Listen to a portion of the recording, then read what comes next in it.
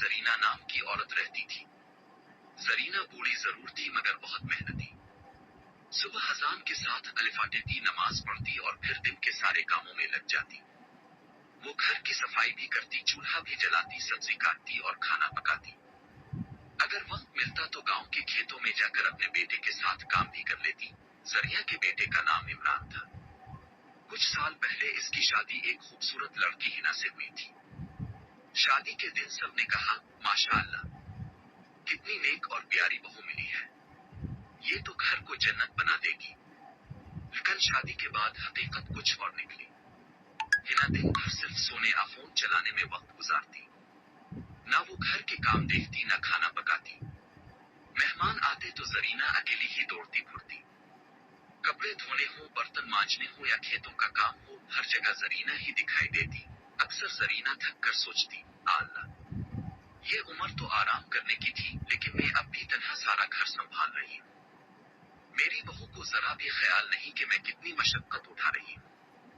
الفاق دن کا واقعہ۔ الفاق دن گاؤں میں مہمان آئے۔ زرینہ نے صبح سے شام تک کھانا پکایا، دسترخوان لگایا اور سب کو عزت کے ساتھ کھانا کھلایا۔ دوسری طرف ہنا کمرے میں بیٹھی تھی اور انسٹاگرام پر تصویریں دیکھ رہی تھی۔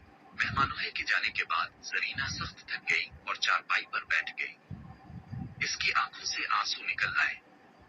اس نے بیٹے عمران سے کہا، بیٹا، میں اب بوڑھی ہو چکی ہوں، کب تک یہ سب اکیلی کرتی رہوں؟ تمہاری بیوی کو بھی ذمہ داری سمجھنی چاہیے۔ عمران نے شرمندہ ہو کر ہنا کو سمجھانے کی کوشش کی مگر وہ ضد میں آ گئی، میں یہ سب جھنجھٹ نہیں کر سکتی۔ اب کی ماں کو کام کی عادت ہے، وہی کرے۔ ساس کا صبر۔ زریہ نے غصہ کرنے کے بجائے صبر سے کہا، بیٹی، گھر عورت کی محنت اور محبت سے بنتا ہے۔ اگر تم ہاتھ بٹاؤ گی تو یہ گھر خوشیوں سے بھر جائے گا، ورنہ تھکن اور لڑائیوں سے۔ یاد رکھو، آج میں بوڑھی ہوں، کل تم بھی اس مقام پر آؤ گی۔ تب تمہیں احساس ہوگا کہ ذمہ داری کیا ہوتی ہے۔ الفاظ ہنا کے دل پر لگ گئے۔ اس نے پہلی بار سوچا کہ واقعی اس کی نکمی عادتیں صرف ساس کو نہیں بلکہ پورے گھر کو پریشان کر رہی ہیں۔ تبدیلی۔ اگلی دن ہنا صبح جلدی الفاٹے۔ اس نے چائے بنائی اور زرینہ کو لا کر دال چھوٹیے۔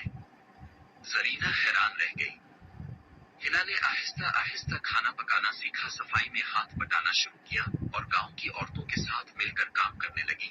زریہ خوش ہو گئی اور دعا دی، بیٹی، اللہ تمہیں دنیا اور آخرت کی بھلائیاں دے۔ تم نے میرا دل جیت لیا ہے۔ ساس اور بہو اگر ایک دوسرے کا سہارا بنے تو گھر جنت بن جاتا ہے۔